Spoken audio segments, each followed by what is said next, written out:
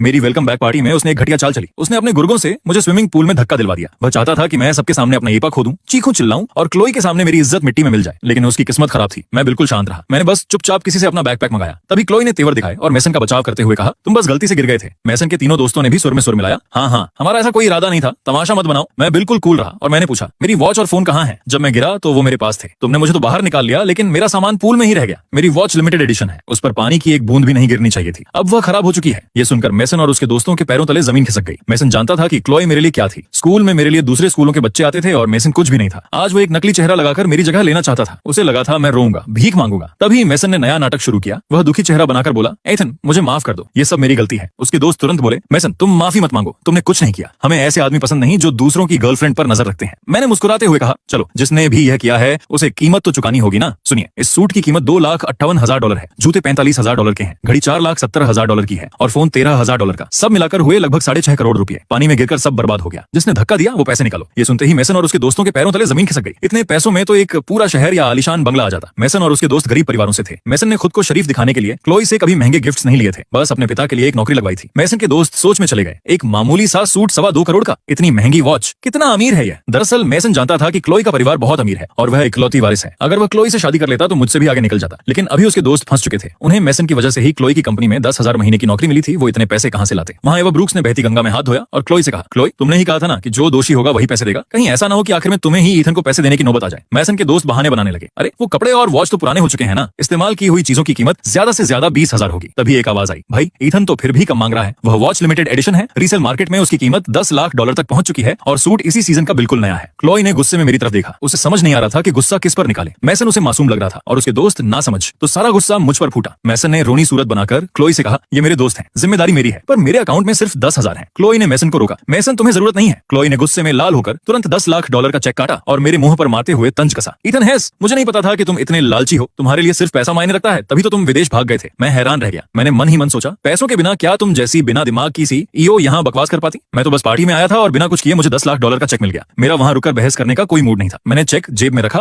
और शांति से कहा, चलो, अगर माफी नहीं मिल सकती तो पैसा भी चलेगा। और मैं वहां से स्टाइल में पलटकर चल दिया। पीछे एवा ब्रूक्स बस क्लोई का चेहरा देखती रह गई। पार्टी में तमाशा खत्म होने के बाद एवा ब्रूक्स ने क्लोई पर तंज कसा, क्लोई, जाओ और उसकी बात मान लो। मुझे तो लगता है पूल में गिरकर तुम्हारा दिमाग भी भीग गया है। फिर एवा तेजी से मेरे पास आई और बोली, ईथन, चलो, मैं तुम्हें घर ड्रॉप कर देती हूँ, बहुत देर हो गई है, घर जाकर गर्म पानी से नहा लो और चेंज कर लो। वैसे $10 लाख कोई बहुत ज्यादा रकम नहीं है, लेकिन क्लोई और उसके कंगाल आशिक को ये रकम देकर उनकी बोलती बंद करने में मजा आया। वहां लोग खुसफुस करने लगे, 10 लाख बहुत नहीं है भाई, हेस परिवार अमीर तो है, लेकिन सुना है पिछले 2 साल से उनके बुरे दिन चल रहे हैं। ये अमीर बच्चे भी ना ऐसा दिखावा करते हैं जैसे पैसे की कोई औकात ही ना हो। कार में बैठते ही एवा ने मुझसे कहा, हमारे लिए तो ये बहुत अधिक रकम है ईथन, लेकिन क्या तुमने खुद नहीं कहा था कि तुम्हारी पत्नी ने तुम्हें एक ब्लैक कार्ड दिया है? जब तक तुम उसे परेशान नहीं करते, तुम हर महीने आंख बंद करके लाखों रुपए खर्च कर सकते हो। खैर, क्लोई अभी उस मेसन के जादू में फंसी है। एक दिन उसे एहसास होगा कि वह सिर्फ तुमसे प्यार करती है। देखना, तलाक के बाद तुम पक्का क्लोई से ही शादी करोगे। ये सुनकर मैं तो सन्न रह गया। मैं तो भूल ही गया था कि इस नोवेल की दुनिया में जिस पुराने ईथन के शरीर में मैं आया हूँ, उसकी एक पत्नी भी है और वो भी इतनी अमीर की उसने इसे अनलिमिटेड खर्च करने के लिए ब्लैक कार्ड दे रखा है। मेरी आंखें फटी की फटी रह गईं। भाई, ऐसा चलती फिरती बैंक जैसी पत्नी को कोई बेवकूफ ही खुद से दूर करना चाहेगा। वह पुराना ईथन उस क्लोई के पीछे क्यों पागल था? एवा ने मुझे मेरे घर के सामने ड्रॉप किया। जैसे ही मैं कार से उतरा, सामने का नजारा देखकर मेरे सन्न हो गए। एक आलीशान, बेहद भव्य विला। किताब में लिखा था कि अलग होने के बाद पुराना ईथन अकेले रहता था, पर मुझे यह नहीं पता था कि वह इतने विशाल महल जैसे विला में राज करता था। जैसे ही विला के बटलर मिस्टर पार्कर ने मुझे देखा, उनके चेहरे पर हैरानी आ गई। फिर भी उन्होंने संभल कर मेरा स्वागत किया। सर, आप वापस आ गए। मुझे यह सब किसी टीवी शो जैसा लग रहा था। खुद को संभालते हुए ताकि किसी को शक न हो, मैंने बस धीरे से सिर हिलाया और अंदर चला गया। कमरे में आकर मैंने राहत की सांस ली। मैंने तय कर लिया कि अब जब मैं इस किताब की दुनिया में फंस ही गया हूं, तो मैं पुराने ईथन जैसी बेवकूफियां बिल्कुल नहीं करूंगा। मैं मुख्य किरदारों से कोसों दूर रहूंगा, अपनी ऐश की जिंदगी जीऊंगा और कहानी के उस बुरे अंजाम से बचूंगा। तभी मैंने देखा कि पुराने ईथन का फोन काफी हद तक वाटरप्रूफ था, इसलिए वह चालू हो गया। स्क्रीन ऑन होते ही क्लोई का एक मैसेज टपका, ईथन हेस, आज तुमने जो घटिया हरकत की उसके बारे में जरा सोचो। मुझे नहीं पता था कि तुम इतने लालची हो। मैंने उस मैसेज को भाव तक नहीं दिया और सीधे कॉन्टैक्ट लिस्ट खंगालने लगा। मुझे उस अमीर सीईओ पत्नी का नाम जो जानना था, बहुत सारे नाम थे, तभी मुझे स्टर्लिंग नाम से सेव किया हुआ एक नंबर मिला। स्टर्लिंग परिवार, यानी इस पूरे शहर का सबसे ताकतवर और रईस खानदान। शरीर से क्लोरीन की गंध आ रही थी, सो मैं नहाकर सीधे सो गया। मेरे सोने के बाद विला की असली मालकिन घर आई। बटलर मिस्टर पार्कर तुरंत उनके पास पहुंचे और दबी आवाज में बोले, मिस स्टर्लिंग, मिस्टर हेस आज घर वापस आए हैं। एक युवा महिला उन्हें गाड़ी से यहाँ ड्रॉप कर गई है। विक्टोरिया की खूबसूरत लेकिन शांत आंखों में कोई हलचल नहीं हुई। उन्होंने बस हल्के से सिर हिलाया। दरअसल मिस्टर पार्कर जानते थे कि इन दोनों के बीच कोई प्यार व्यार नहीं था। ये एक कॉन्ट्रैक्ट मैरिज थी। शर्त थी कि परिवार के बुजुर्ग के गुजर जाने के बाद दोनों तलाक ले लेंगे। विक्टोरिया एक परफेक्ट बिजनेस मशीन की तरह थी,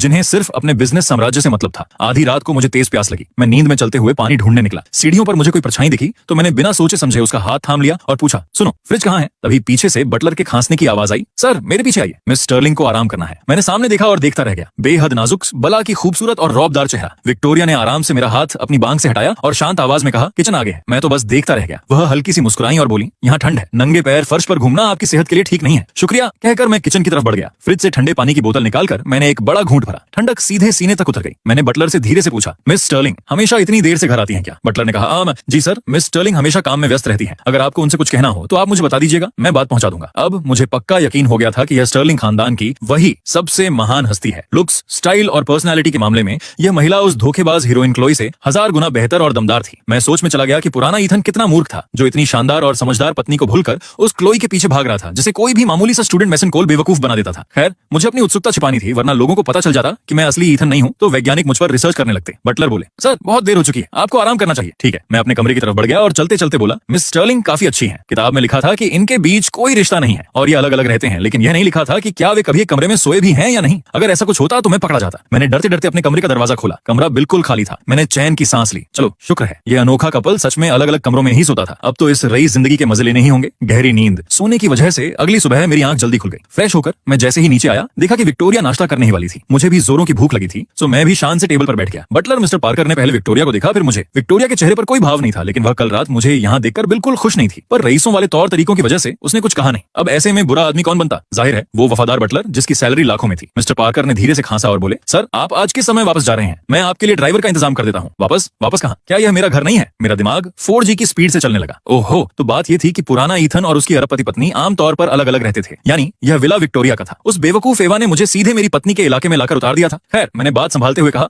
मैं आज दोपहर के आसपास अपने घर चला जाऊंगा। इसके बाद मैंने टोस्ट का एक टुकड़ा चबाया और दूध का गिलास खाली कर दिया। फिर मैंने गर्मा गर्म सॉसेज और चेरी टमाटर की तरफ हाथ बढ़ाया ही था कि देखा मिस्टर पार्कर और विक्टोरिया दोनों मुझे ऐसे घूर रहे थे जैसे मैंने कोई जुर्म कर दिया हो। मैं उलझन में चला गया। भाई, पुराना ईथन कोई सेलिब्रिटी तो था नहीं, एक आम इंसान ही तो था। फिर इतना क्यों घूरना? मैंने पूरे कॉन्फिडेंस के साथ मसालेदार आमलेट भी उठा लिया। विक्टोरिया ने नैपकिन से अपने होंठ पोंछे और उठ गई। मिस्टर पार्कर मुस्कुराए और बोले, मिस्टर हेस, आज तो आपको जबरदस्त भूख लगी है। मैंने बात टालते हुए कहा, अरे मैं पहले डाइटिंग कर रहा था, अब पता चला कि इसकी कोई जरूरत नहीं है। तभी उन्होंने पूछा, क्या आपका दिल टूटा था सर? ये एक अजीब सवाल था, वो भी मेरी असली पत्नी के सामने। लेकिन विक्टोरिया को कोई फर्क नहीं पड़ा, वह बस मजे लेते हुए मुझे देखती रही। मैंने बात घुमाते हुए कहा, नहीं, बस मुझे एहसास हुआ कि सेहतमंद दिखना ज्यादा बेहतर है। उसी दोपहर मिस्टर पार्कर मुझे पुरानी यादों के साथ हेस परिवार के असली घर ले गए। जब पुराना ईथन सिर्फ 1 साल का था, तब उसके माता पिता का तलाक हो गया था। उसके पिता ने तुरंत दूसरी शादी कर ली और उनका एक और बेटा हुआ, रॉनी हेस। रॉनी को इस बात से सख्त नफरत थी कि मेरी शादी शहर के स्टर्लिंग परिवार की वारिस विक्टोरिया से हुई है। मिस्टर पार्कर के सामने रॉनी बहुत शरीफ बनकर मुस्कुराया और बोला, ईथन हमेशा से बहुत नाजुक रहा है, मैं ही मेहनत करके और इसकी देखभाल करके बड़ा हुआ हूँ। मैंने मन ही मन कहा, वाह कितने अच्छे एक्टर हो तुम। रोनी ने मासूम बनने का नाटक करते हुए मिस्टर पार्कर से पूछा, मेरी भाभी कब आएंगी? मिस्टर पार्कर बोले, जब ईथन ठीक हो जाएगा। क्या वह उसे खुद लेने आएंगी? मिस्टर पार्कर रुके और बोले, असल में मिस स्टर्लिंग बहुत बिजी रहती हैं। अगर मिस्टर हेस को कुछ चाहिए हो तो वो मुझे कॉल कर सकते हैं। जैसे ही मिस्टर पार्कर विदा हुए, उसने गिरगिट की तरह रंग बदलकर तुरंत मुझसे चिपक गया। बोला, ईथन मुझे ये लिमिटेड एडिशन स्नीकर्स चाहिए, ये सिर्फ $4,70,000 के हैं। क्या तुम मुझे $5 लाख भेज सकते हो? मैंने अपने हाथ बांधे और टशन में कहा, क्या तुम्हें मैं $5 लाख का बैंक नजर आता हूँ? ये सुनते ही वह चिढ़ गया, लेकिन मुझसे पैसे उगलवाने के लिए उसने नॉर्मल होने का नाटक किया और बोला, अरे ईथन, ये तो सिर्फ $5 लाख है। स्टर्लिंग परिवार के लिए ये कौन सी खास बात है? अब ये मत कहना कि तुम्हारे पास इतने पैसे भी नहीं है। तभी मुझे समझ आया कि यह कितना चालाक है। अपने दोस्तों के सामने महंगे ब्रांड्स का दिखावा सिर्फ इसलिए कर पाता था क्योंकि उसने पुराने ईथन को पूरी तरह कंगाल कर रखा था। वह ईथन के पैसे खर्च करता और पीठ पीछे दोस्तों के सामने उसी की बुराई करता था। पुराना ईथन तो इस परिवार की चापलूसी करता था, पर मैं ऐसा बिल्कुल नहीं करने वाला था। कितना आसान फरामोश है, सिर्फ $5 लाख। जरा खुद कमा कर तो देख। जब मुझसे पैसे नहीं मिले तो तुरंत मेरी सौतेली माँ के पास रोते हुए शिकायत करने भागा। मैरियन ने जब मुझे देखा तो भाप गई कि आज ईथन बदला बदला सा है। वह मेरे पास आई और बोली, ईथन आजकल क्लोई के साथ सब कैसा चल रहा है? मैंने हैरानी से उनकी तरफ देखा। Chloe Prescott? वह आगे बोली, मुझे पता है कि स्टर्लिंग परिवार वाले तुम पर बहुत सख्ती करते होंगे। क्लोई बहुत अच्छी औरत है, मैं आज भी उसे पसंद करती हूँ। मैंने उनकी बातों को पूरी तरह इग्नोर कर दिया। जब मैरियन ने देखा कि मैं उन्हें भाव नहीं दे रहा हूँ तो उनके तेवर बदल गए। वह ताना मारते हुए बोली, ओह अमीर घर के दामाद क्या बन गए, कुछ ही दिनों में अपनी माँ को ही आंखें दिखाने लगे। मैंने बेरुखी से ऊपर देखा और कहा, आप टीवी के सामने हैं, साइड हो जाइए। और हाँ, अगर आपको क्लोई इतनी ही पसंद है तो आप खुद जाकर उसे ढूंढ लीजिए। मेरी शादी हो चुकी है और मुझे उन औरतों से दूरी बनाकर रखनी है जिनके पहले से बॉयफ्रेंड है। यह सुनते ही मैरियन सन्न रह गई। उन्हें मुझसे ऐसे सख्त जवाब की उम्मीद बिल्कुल नहीं थी। रात के खाने पर जब मेरे पिता घर आए तो नजारा देखने लायक था। मैरियन और मेरा छोटा भाई उनके अगल बगल बैठ गए। वे तीनों एक हंसते खेलते परफेक्ट परिवार की तरह लग रहे थे और मैं कोने में अकेला बैठा था, जैसे मेरा उस परिवार से कोई लेना देना ही ना हो। तभी रॉनी दुखी चेहरा बनाकर पिता से बोला, डैड मुझे स्नीकर्स चाहिए। मैंने ईथन से दिलाने को कहा पर वह मना कर रहा है। मेरे पिता की भौहें तन गई। वह गुस्से में मुझसे बोले, ईथन रॉनी तुम्हारा भाई है, उसे जूते दिलाने में क्या बुराई है? मैंने शांति से कहा, ठीक है तो मुझे पैसे दे दीजिए। पिता और गुस्सा हो गए। हम एक परिवार हैं और तुम पैसों की बात कर रहे हो। क्या तुम्हारी इस माँ के लिए तुम्हें पालना आसान था? ये तुम्हारी सगी माँ भी नहीं है, फिर भी तुम्हारे साथ इतनी अच्छी है। तुम में जरा भी एहसानमंदी नहीं है। मैरियन ने तुरंत बीच बचाव का नाटक करते हुए कहा, अरे जाने दीजिए ना, हम खाना खा रहे हैं, बच्चे पर गुस्सा मत कीजिए। बेटा तुम्हें भी समझदार होना चाहिए। भले ही ईथन के पास बहुत पैसे हों, तुम उसके पैसे ऐसे ही नहीं ले सकते। अगर तुम्हें जूते चाहिए तो पापा से बाद में दिलवा लेना। मैंने एक फीकी नकली मुस्कान दी और टेबल से उठ गया। मेरा पेट भर गया है, मैं जा रहा हूँ। मुझे ऐसे जाते देख मेरे पिता गुस्से से लाल हो गए। इसे आज हो क्या गया है? फिर उन्होंने रॉनी की तरफ देखा। वो जूते कितने के हैं? रॉनी ने मुंह बनाकर कहा, $5 लाख।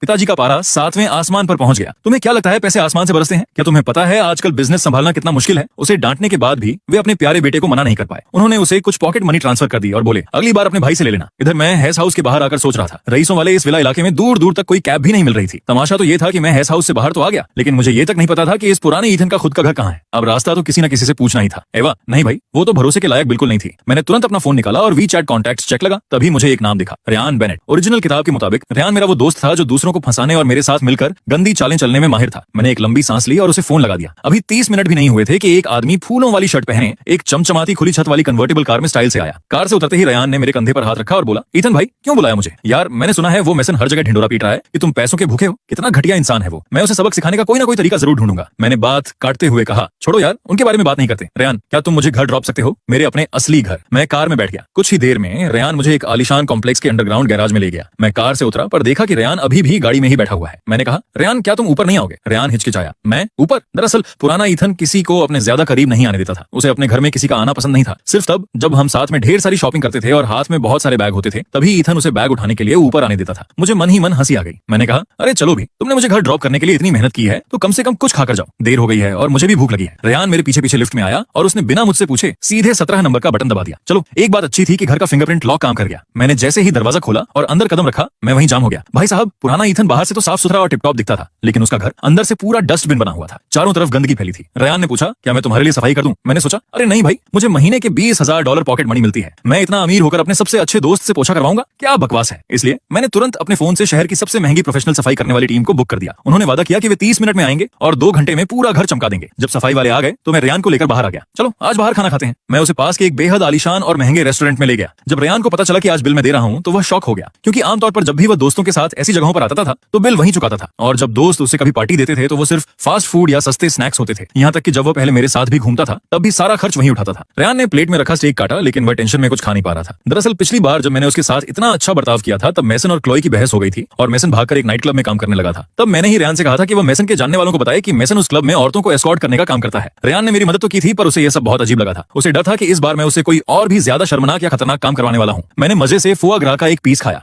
रेयान ने हिचकिचाते हुए मेरी तरफ देखा और पूछा, ईथन सच बताओ, इस बार तुम मुझसे क्या करवाना चाहते हो? मैं समझ गया और मुस्कुराकर बोला, अरे कुछ नहीं यार, हम कई दिनों से मिले नहीं थे तो मैं बस तुम्हारा हालचाल जानना चाहता था। आजकल क्या चल रहा है जिंदगी में? ये सुनते ही रेयान का चेहरा खुशी से खिल गया। वह चहकते हुए बोला, यार मेरी एक नई गर्लफ्रेंड बनी है। वो मेरा बहुत ख्याल रखती है। कल मेरा जन्मदिन है और वह और उसके दोस्त मेरे लिए एक शानदार पार्टी रख रहे हैं। ईथन क्या तुम आ सकते हो? अगर तुम बिजी हो तो कोई बात नहीं। मैंने तुरंत कहा, बिल्कुल आ सकता हूँ भाई, मुझे एड्रेस भेज देना, मैं टाइम पर पहुंच जाऊंगा। रेयान की आंखें चमक उठी। बहुत बढ़िया। तभी मुझे अचानक एक जरूरी बात याद आई। मैंने धीरे से पूछा, वैसे रेयान क्या तुम मेरी पत्नी को जानते हो? मेरा मतलब है वो बहुत पावरफुल है, सच में बहुत ज्यादा पावरफुल। ये सुनते ही रेयान का चेहरा एकदम पीला हो गया, मानो उसे 440 वोल्ट का झटका लगा हो। वह कांपती आवाज में बोला, ईथन तुम उसे मारकर उसकी सारी जायदाद लेने का प्लान तो नहीं बना रहे हो ना? मैंने तुरंत कहा, अरे नहीं भाई, मैं ऐसी हिम्मत कभी नहीं करूंगा। उसका परिवार बहुत खतरनाक है। उधर हमारे ठीक बगल वाली टेबल पर 2 बेहद खूबसूरत और हाई क्लास महिलाएं बैठी थीं। कोई और नहीं बल्कि खुद विक्टोरिया स्टर्लिंग अपनी एक सहेली के साथ वहां डिनर करने आई थी। उसने मुझे तुरंत पहचान लिया था, लेकिन मैं तो अपने खाने और बातचीत में इतना खोया था कि मैंने आसपास ध्यान ही नहीं दिया। जब विक्टोरिया ने मेरे मुंह से इतनी अजीब बात सुनी तो उसकी आंखें गुस्से और हैरानी से छोटी गईं। इधर रेयान मुझे घूरते हुए बोला, भाई उनका नाम विक्टोरिया स्टर्लिंग है। मुझे पता है कि तुम दोनों के बीच कोई प्यार नहीं है, लेकिन मैंने ये कभी नहीं सोचा था कि तुम अपनी खुद की पत्नी का नाम ही भूल जाओगे। मैंने राहत की सांस ली। चलो नाम तो पता चला, अब मुझे विक्टोरिया के सामने कोई गलती नहीं करनी थी। पेट पूजा करने के बाद मैं अपने घर वापस आया। घर अब बिल्कुल कांच की तरह चमक रहा था। मैं थककर बस बिस्तर पर लेटा ही था कि तभी बटलर मिस्टर पार्कर का एक मैसेज आया। सर, स्टर्लिंग परिवार का एक बहुत जरूरी डिनर 2 दिन बाद है। मिस स्टर्लिंग चाहती हैं कि आप उनके साथ वहां चलें। अब आफत ये थी कि मुझे उस स्टर्लिंग परिवार के बारे में कुछ भी नहीं पता था। किताब में भी इसके बारे में ज्यादा कुछ नहीं लिखा था। बस इतना लिखा था कि इस खानदान का मुखिया बहुत ही खतरनाक और ताकतवर इंसान है।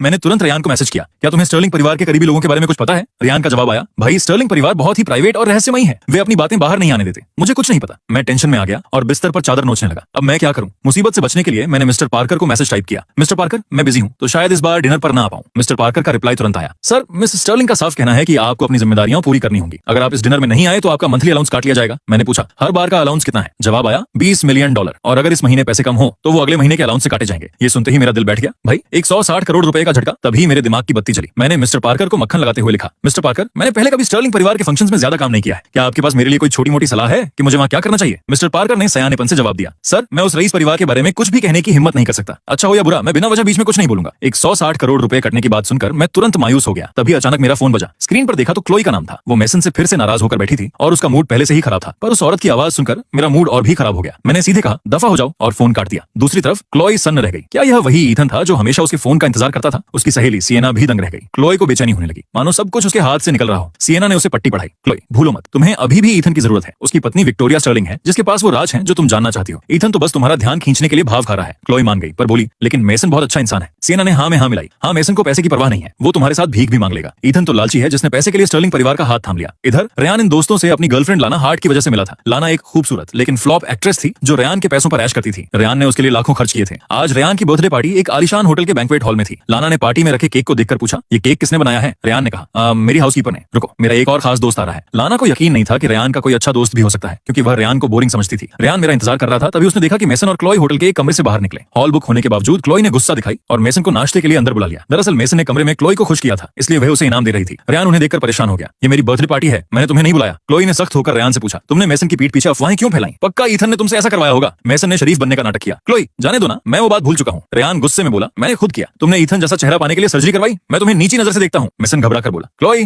मैंने ऐसा नहीं। तभी मैं अंदर आया। सफेद शर्ट और काली पैंट में मेरा लुक देखकर क्लोई की सांसें थम गई। मैंने पूछा, क्या हुआ? क्लोई ने होंठ भींचे और मेरी तरफ देखकर कहा, ईथन हेस रेयान ने सबके सामने मेसन की बुराई की है। इसे एक पंच मारो, तब मैं मानूंगी कि इसमें तुम्हारा हाथ नहीं था और तुम्हें माफ कर दूंगी। रेयान ने आंखें बंद कर ली। उसे लगा कि मैं क्लोई के प्यार में उसे मार दूंगा, लेकिन मैंने बस रेयान के कंधे पर हाथ थपथपाया और कहा, बेकार लोगों की वजह से गुस्सा मत हो रेयान, आज तुम्हारा जन्मदिन है, हैप्पी बर्थडे। रेयान सन्न रह गया। फिर मैंने क्लोई की तरफ बेरुखी से देखा। मेरे दोस्त के सामने तुम्हारी माफी की कोई कीमत नहीं है। रेयान ने तुम्हें नहीं बुलाया तो तुम यहाँ से जा सकती हो। क्लोई गुस्सा हो गई। ईथन हेस, क्या तुम पागल हो गए हो? एक मामूली आदमी के लिए मेरे साथ ऐसा बर्ताव कर रहे हो? मैंने मजाक बनाते हुए कहा, हाँ मैं पागल हूँ। क्या मिस प्रेस्कॉट को ये बात अब समझ आ रही है? ये सुनकर क्लोई का चेहरा नरम हुआ, लेकिन मैंने उसकी आंखों में देखते हुए साफ कह दिया, सही कहा, मैं पागल था, इसीलिए तुम्हारे पीछे मरा जा रहा था, पर अब मैं होश में आ चुका हूँ, इसलिए तुम्हारे झूठ में दोबारा नहीं फंसूंगा। ये सुनते ही क्लोई का चेहरा फिर से गुस्से से लाल हो गया। क्लोई ने गुस्से में मुझे घूरा। इस बार मेसन से भी रहा नहीं गया, वह बीच में कूद गया। ईथन हेस, ये बहुत ज्यादा हो रहा है। तुम क्लोई से इस लहजे में कैसे बात कर सकते हो? मैं अपनी हंसी रोक नहीं पाया। मैंने मेसन को ऊपर से नीचे तक देखा और कहा, मिस्टर कोल, मैं क्लोई प्रेस्कॉट नहीं हूँ। तुम्हारा यह शरीफ और मासूम बनने का नाटक मुझ पर काम नहीं करेगा। ये सुनते ही मेसन का चेहरा पीला हो गया। वह बहस करना चाहता था, लेकिन हिम्मत नहीं हुई और वह चुपचाप क्लोई के पीछे पीछे बाहर चला गया। उनके जाते ही रेयान के सारे दोस्त मेरे पास आ गए। रेयान की गर्लफ्रेंड लाना ने क्लोई प्रेस्कॉट को पहचान लिया था, जो इतने विशाल खानदान की इकलौती वारिस थी। लाना इस बात से हैरान थी कि मैंने क्लोई का मजाक बनाने की हिम्मत की। उसे लगा कि मैं कोई बहुत अमीर हस्ती हूँ। उसने रेयान से दबी आवाज में पूछा, रेयान, क्या यह वही तुम्हारा दोस्त है? इधर रेयान को पछतावा हो रहा था। वह जानता था कि क्लोई मेरे लिए क्या थी, फिर भी मैंने क्लोई को भूलकर अपने दोस्त को चुना था। वह बोला,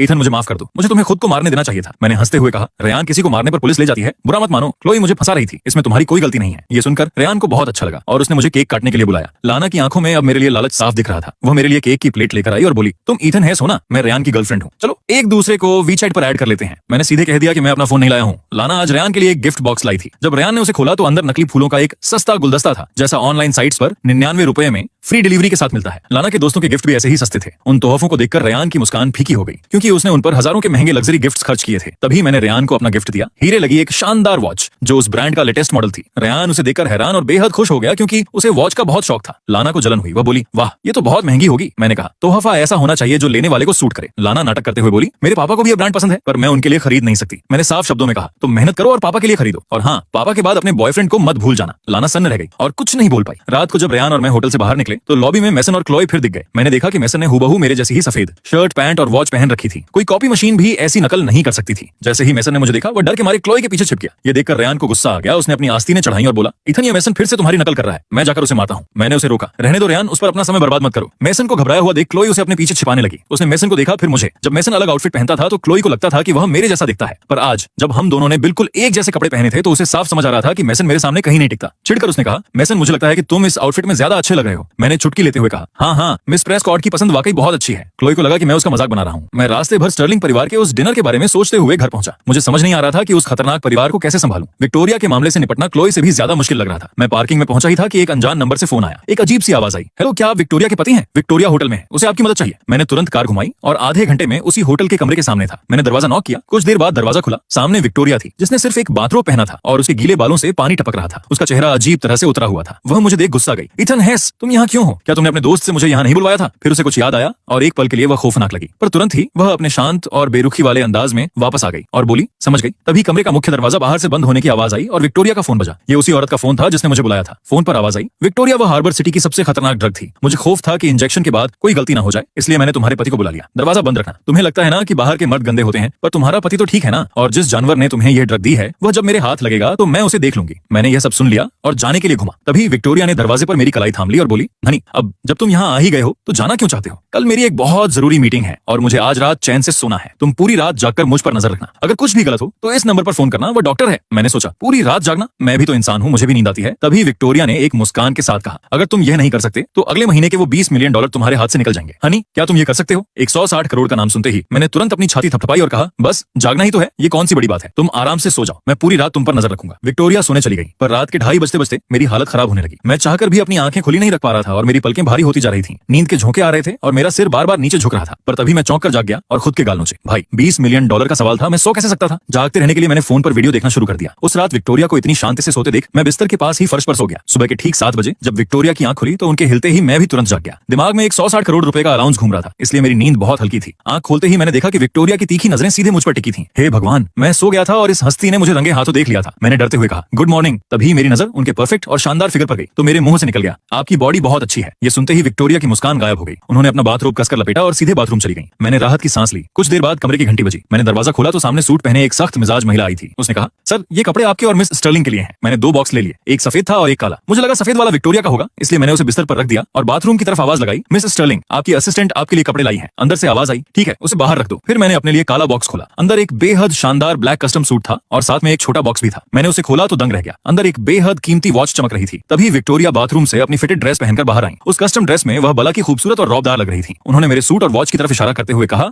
ये आउटफिट तुम्हारे लिए है, अंदर जाकर बदल लो, और ये वॉच भी तुम्हारी है, पिछली रात मेरी हिफाजत करने का इनाम। मैंने हैरान होकर पूछा, क्या मैं जान सकता हूँ कि इसकी कीमत क्या है? विक्टोरिया ने ठंडे लहजे में कहा, $40 मिलियन। अगर नहीं चाहिए तो फेंक दो। मैंने तुरंत झपटते हुए कहा, मुझे चाहिए, बिल्कुल चाहिए। विक्टोरिया हल्के से मुस्कुराई और बोली, हम आज स्टर्लिंग हाउस जा रहे हैं, वहाँ तुम्हें कुछ तकलीफ हो सकती है। मैंने मन ही मन सोचा, भाई 320 करोड़ की घड़ी के लिए कुछ परेशानी क्या, मैं सर के बल चलने को भी तैयार हूँ। अमीर लोग भी कितने ठाट बाट वाले होते हैं। विक्टोरिया ने घड़ी देखी और बोली, चलो पहले होटल के रेस्टोरेंट में नाश्ता करते हैं। कल रात की नशीली दवा के चक्कर में मुझे खौफ था कि कहीं मेरा पेट खराब ना हो जाए, इसलिए मैंने बस दूध और सैंडविच लिया। विक्टोरिया ने हैरान होकर देखा, फिर मुस्कुरा दी। मैंने बात बनाते हुए कहा, हाँ तुम तो मुझे जानती ही हो, मुझे ज्यादा भूख नहीं लगती, मैं बहुत कम खाता हूँ। तभी वहाँ एक नया नाटक शुरू हो गया। क्लोई प्रेस्कॉट अपने बॉयफ्रेंड मेसन को लेकर उसी होटल के रेस्टोरेंट में नाश्ता करने आई थी और उसकी नजर सीधे मुझ पर गई। वो बोली, इथन हेस, तुम यहाँ क्या कर रहे हो? मैं घुमा और विक्टोरिया ने भी उनकी तरफ देखा। मेरा दिल पर जोर से चोट लगी। अगर विक्टोरिया को जरा भी शक होता कि मैं पुराना इथन नहीं हूँ या मैं अभी क्लोई के पीछे पागल हूँ तो सब खराब हो जाता। विक्टोरिया को चिपकने वाले मर्द बिल्कुल पसंद नहीं थे। क्लोई के मन में फिर से उम्मीद जागी। वो बोली, क्या तुम जानबूझकर यहाँ मेरा इंतजार कर रहे थे? इधर मेसन की नजर जैसे ही विक्टोरिया पर गई वैसे ही उसका दिमाग घूम गया। वह अब तक क्लोई को सबसे सुंदर समझता था, पर विक्टोरिया को देखने के बाद उसे समझ आ गया कि क्लोई तो उनके आसपास भी नहीं फटकती। विक्टोरिया ने ठंडी और रौबदार आवाज में पूछा, इथन ये दोनों कौन है? क्लोई ने विक्टोरिया के तेवर देखे तो तुरंत सतर्क होकर बोली, मैं क्लोई प्रेस्कॉट हूँ, इथन की दोस्त, और यह मेरा बॉयफ्रेंड मेसन कोल है। विक्टोरिया ने उसकी आंखों में देखते हुए साफ कहा, विक्टोरिया स्टर्लिंग, मैं इथन की पत्नी हूँ। ये सुनते ही क्लोई सन्न रह गई। उधर मेसन को जबरदस्त जलन होने लगी। उसकी नजरें मेरे महंगे सूट और 320 करोड़ की वॉच पर टिक गईं। वह चापलूसी करते हुए विक्टोरिया से बोला, मिस स्टर्लिंग, हमने आपके बारे में बहुत सुना है, हमें यकीन नहीं हो रहा था कि आपने इथन से शादी की है। आप इतनी कमाल की औरत हैं, हम सबको लगता था कि इथन आपके लायक ही नहीं है। विक्टोरिया ने उसे करारा जवाब दिया, इथन एक बहुत अच्छा आदमी है, अगर इस रिश्ते में कोई अच्छा नहीं है तो वो मैं हूँ। मेसन का चेहरा उतर गया। उसने जलते हुए मुझसे पूछा, इथन तुम्हारे कपड़े और वॉच बहुत अच्छे हैं, क्या मिस स्टर्लिंग ने दिलाए हैं? ये कहाँ से मिले? मैंने मुस्कुराकर कॉलर ऊंचा किया और कहा, खास तौर पर मेरे लिए बनवाए गए हैं, एकदम यूनिक। मेसन अजीब सा मुंह बनाकर रह गया। वह क्लोई को इशारा करना चाहता था कि वह भी उसे ऐसी महंगी चीजें दिलाए, पर अब यह साफ था कि क्लोई की औकात विक्टोरिया स्टर्लिंग के सामने कुछ भी नहीं थी। रेस्टोरेंट में क्लोई का चेहरा पूरे समय उदास रहा। उसे साफ एहसास हो गया था कि मेरी नजरें अब उस पर नहीं थी। वह मन ही मन सुलगने लगी कि कल रात विक्टोरिया और मैंने होटल के कमरे में आखिर क्या किया था। आखिर में क्लोई बिना नाश्ता किए ही वहां से पैर पटकती हुई चली गई और मेसन जल्दी से उसके पीछे भागा। मैंने क्लोई को जाते हुए देखा तो चेहरे पर जानबूझकर उदासी का नाटक ले आया। ये देख विक्टोरिया हल्की सी मुस्कुराई और बोली, क्या यही वो औरत है जिसे तुम पसंद करते हो? मैंने कहा, हाँ, हम एक दूसरे को सालों से जानते हैं, वैसे वे कोई खास नहीं है। विक्टोरिया ने चुटकी ली, डार्लिंग, तुम हैंडसम तो हो, लेकिन औरतों के मामले में तुम्हारी पसंद बेहद खराब है। मैं बस अपना सा मुंह लेकर रह गया। नाश्ते के बाद विक्टोरिया बोली, चलो। मैं उसके साथ उसकी आलीशान काली बेंटले कार में बैठ गया। आधे घंटे बाद हम स्टर्लिंग एस्टेट पहुंचे। कार से उतरते ही मुझे एहसास हुआ कि स्टर्लिंग परिवार कितना रसूखदार था। उनका विला पानी के किनारे और खूबसूरत वादियों के बीच बसा था, जैसे किसी पेंटिंग का कोई सुंदर कोना हो। मैं गेट से विक्टोरिया के पीछे पीछे जाने लगा और बोला, मिस स्टर्लिंग। विक्टोरिया ने मुझे तुरंत बीच में ही टोक दिया, लोगों के सामने मेरा नाम इस्तेमाल करो। मैंने दबी आवाज में कहा, विक्टोरिया, मैं सच में स्टर्लिंग परिवार को नहीं जानता। वो हल्की सी मुस्कुराई, तुम्हारी याददाश्त इतनी खराब है, हम पिछले महीने ही तो यहाँ आए थे। ये वही लोग हैं जो पिछली बार थे। मैंने सकपका कर कहा, सच में? हाँ। विक्टोरिया ने मेरे उस भोली शक्ल को देखा तो उसकी आंखें गहरी हो गईं। दरअसल पिछली बार वह मुझे यहाँ हमारी शादी के लिए लाई थी। पुराना ईथन सच में परिवार के लोगों को नहीं जानता था, लेकिन विक्टोरिया के लिए मुझे चिढ़ाना किसी बिल्ली के बच्चे को चिढ़ाने जैसा मजेदार था। तभी स्टर्लिंग परिवार का एक नौकर आया, मिस विक्टोरिया अंदर आइए।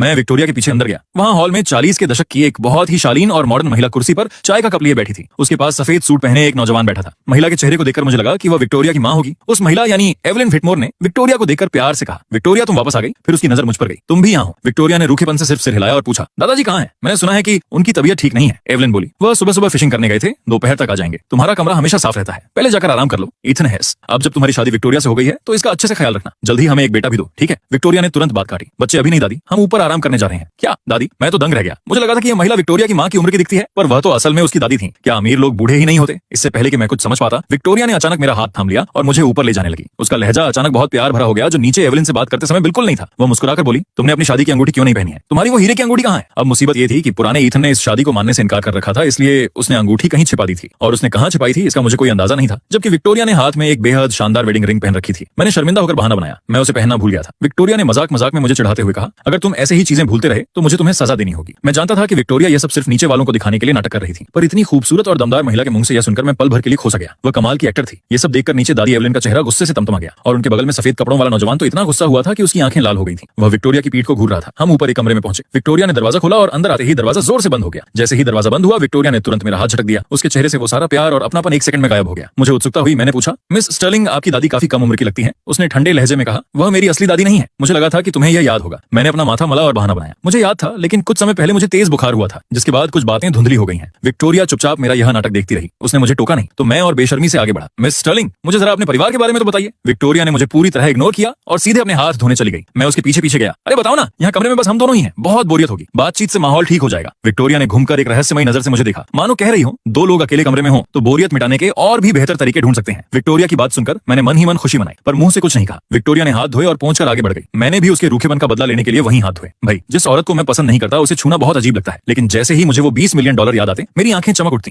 तभी अचानक बाहर किसी ने दरवाजा खटखटाया। इससे पहले कि मैं कुछ समझ पाता, विक्टोरिया ने फुर्ती से मुझे सीधे दीवार से सटा दिया, बिल्कुल करीब। मेरे कान लाल हो गए और मैं पूरी तरह जम गया। तभी दरवाजा खुला और एक नौजवान हाथ में फलों की प्लेट लेकर अंदर आया। उसने जैसे ही हम दोनों को इतने करीब देखा, उसके हाथों से प्लेट छूटकर गिर गई और उसकी आंखें गुस्से से लाल हो गईं। वो बोला, विक्टोरिया, तुम भी मुझे माफ करना, मैं बस फल लाया था, दखल नहीं देना चाहता था। ये कहकर उसने तेजी से फल उठाए और भाग गया। मैंने गुस्से में दांत भींचे। विक्टोरिया, मुझे जाने दो। विक्टोरिया ने मेरी तरफ देखा और अचानक मुस्कुरा दी। जैसे ही उसने 20 मिलियन का इशारा किया, मैंने तुरंत गिरगिट की तरह रंग बदला और एक नकली जबरदस्ती की मुस्कान चेहरे पर लाकर बोला, मिस स्टर्लिंग के करीब होना तो मेरे लिए सम्मान की बात है। वह नौजवान कैलेब व्हिटमोर रोता हुआ बाहर भागा। जब उसने अपनी बुआ एवलिन को देखा तो उसका दुख और बढ़ गया। वो बोला, विक्टोरिया और वह आदमी, वे दोनों कमरे में। बुआ एवलिन तुरंत समझ गई। उन्होंने कैलेब को दिलासा दिया, अरे इसमें ऐसा क्या है, उनकी शादी हो चुकी है, उस कमरे में कुछ भी होना नॉर्मल है। कैलेब बोला, क्यों बुआ, वह आदमी नीच खानदान का कचरा है, वह विक्टोरिया के लायक कैसे हो सकता है? आपने ही तो कहा था कि उनकी शादी नकली है। एवलिन ने उसकी पीठ थपथपाई। चिंता मत करो, विक्टोरिया जल्द ही उसे तलाक दे देगी। तुम उससे इतना प्यार करते हो, वो आखिर में तुम्हारी ही होगी, खुद को संभालो। इधर कमरे में मैंने मजे लेते हुए विक्टोरिया की तरफ देखा। मिस स्टर्लिंग, आपने मुझे फिर से छुआ, क्या आपको अपने हाथ फिर से नहीं धोने चाहिए? और हाँ, मुझे लगता है कि नाटक में आपने मेरी ठुड्डी को भी चूमा था, तो इसका मतलब विक्टोरिया ने अपनी भौहें उठाई। तो तुम्हारी जबान भी बहुत चलती है। मैंने गर्व से कॉलर ऊंचा किया। वह ठंडे लहजे में बोली, एक और शब्द कहा तो मैं तुरंत समझ गया कि उसकी अगली बात सीधे 160 करोड़ रुपए काटने पर होगी, इसलिए मैंने समझदारी दिखाते हुए तुरंत अपना मुंह बंद कर लिया। विक्टोरिया मुस्कुराई और बोली, ईथन, जो बिना खटखटाए अंदर आया था, वह एवलिन का भतीजा कैलेब व्हिटमोर है, व्हिटमोर परिवार का इकलौता वारिस, उस पर नजर रखना। मैंने सीने पर हाथ मारा। चिंता न करें मिस्टर स्टर्लिंग, मैं अपना काम बखूबी करूंगा। दोपहर में विक्टोरिया के दादाजी वापस आए। बूढ़े मिस्टर स्टर्लिंग के बाल बिल्कुल सफेद थे और चेहरा सख्त था। वे और एवलिन साथ में पति पत्नी कम और बाप बेटी ज्यादा लगते थे, क्योंकि उनकी शादी में उम्र का बहुत फासला था। मजेदार बात तो ये थी कि विक्टोरिया की दो युवा आंटियां थीं जो एवलिन की बेटियां थीं। एक 23 साल की थी और दूसरी 27 साल की। दोनों ही उम्र में विक्टोरिया से छोटी थीं, लेकिन रिश्ते में उससे ऊंची थीं। फिर भी पूरे स्टर्लिंग ग्रुप का साम्राज्य अकेले विक्टोरिया ही चलाती थी। मैं इन अमीर परिवारों के उलझे हुए रिश्तों को जानकर आह भरने लगा। रईसों की दुनिया वाकई अजीब होती है। तभी मैंने यार्ड में काम करने वाली नौकरानी को चुपके से $20,000 की भारी भरकम टिप दे दी। वह इतनी सारी रकम देखकर शुक्रगुजार हो गई। उसे उम्मीद नहीं थी कि घर की बातें बताने के बदले इतने पैसे मिलेंगे। मैंने अपनी आवाज धीमी की और पूछा, वैसे इन सबके अलावा क्या मैं पूछ सकता हूँ कि विक्टोरिया के माता पिता के साथ क्या हुआ था? ये सुनते ही नौकरानी चौंक गई और उसका चेहरा पीला हो गया। मैंने कहा, क्या मुझे पूछने की इजाजत नहीं है? नौकरानी ने इधर उधर देखा और फुसफुसाते हुए बोली, सर, मिस विक्टोरिया के माता पिता की मौत तब हो गई थी जब वो बहुत छोटी थी। इस घर में कोई भी इस बारे में बात करने की हिम्मत नहीं करता। आपको भी नहीं करना चाहिए। मैं सन्न रह गया। चूंकि यह एक बेहद निजी और संवेदनशील मामला था, मैंने ज्यादा पूछताछ नहीं की और वापस चला गया। रास्ते में मेरी मुलाकात फिर से कैलेब से हो गई। उसका अंदाज बेहद दुश्मनी भरा था। उसने मुझे ऊपर से नीचे तक देखा और नफरत से बोला, क्या विक्टोरिया अंधी हो गई थी जो उसने तुम जैसे मामूली बैकग्राउंड वाले आदमी को चुना? तुमने उसे अपनी चालों में फंसाया है और अब उसे जाने नहीं दे रहे हो। तुम बाहर से भले ही शरीफ दिखते हो, पर अंदर से पूरी तरह गले हुए हो। मैं जानता था कि मैं यहाँ नया हूँ। अगर पहले ही दिन मैंने कैलेब से बहस की तो घर के बुजुर्ग मुझसे नाराज हो जाएंगे। वह जानबूझकर मुझे उकसा रहा था ताकि बूढ़े मिस्टर स्टर्लिंग के सामने तमाशा हो सके। तभी मेरी नजर दूर से आती विक्टोरिया पर गई। मैंने तुरंत अपना माथा थामा और कैलेब से नाटक करते हुए कहा, मिस्टर व्हिटमोर, मुझे अचानक चक्कर आ रहा है। कैलेब हैरान रह गया। क्या तुम मेरे सामने बेचारा बनने का नाटक खेल रहे हो? ये काम नहीं करेगा। पर मैं कहाँ रुकने वाला था। मैंने लड़खड़ाते हुए विक्टोरिया की ओर बढ़ा। कैलेब के सामने मैं जानबूझकर 2 बार ऐसे गिरा जैसे सच में बेहोश होने वाला हूँ। फिर सीधे जाकर विक्टोरिया से टकराया और खुद को संभाला। मैंने बेहद कमजोर आवाज में कहा, सॉरी विक्टोरिया। मिस्टर व्हिटमोर से कुछ बातें करने के बाद अचानक मेरे सिर में बहुत तेज दर्द होने लगा है। कैलेब तो यह एक्टिंग देखकर सन्न रह गया। इधर विक्टोरिया ने तुरंत आगे बढ़कर मुझे थाम लिया। उसके नाजुक चेहरे पर सबके सामने प्यार का हल्का सा नाटक आ गया। वह बोली, चलो अपने कमरे में चलकर आराम करते हैं। कैलेब ने गुस्से से विक्टोरिया की तरफ देखा और बिना सोचे समझे हमारा रास्ता रोकने के लिए आगे आ गया। उसे देखते ही विक्टोरिया का रवैया तुरंत बर्फ जैसा ठंडा हो गया। उसने कहा, एक तरफ हटो। हम दोनों जैसे ही कमरे में वापस आए, तुरंत एक दूसरे से अलग हो गए। विक्टोरिया ने मुस्कुराते हुए मेरा मजाक बनाया, बहुत होशियार हो डार्लिंग। मैंने ऐसा दिखावा किया जैसे मैंने विक्टोरिया का वो ताना सुना ही ना हो। मैंने मुस्कुराकर कहा, शुक्रिया, मैं तो बचपन से ही ऐसा होनहार हूँ। ये सुनकर विक्टोरिया को गुस्से में हंसी आ गई। वैसे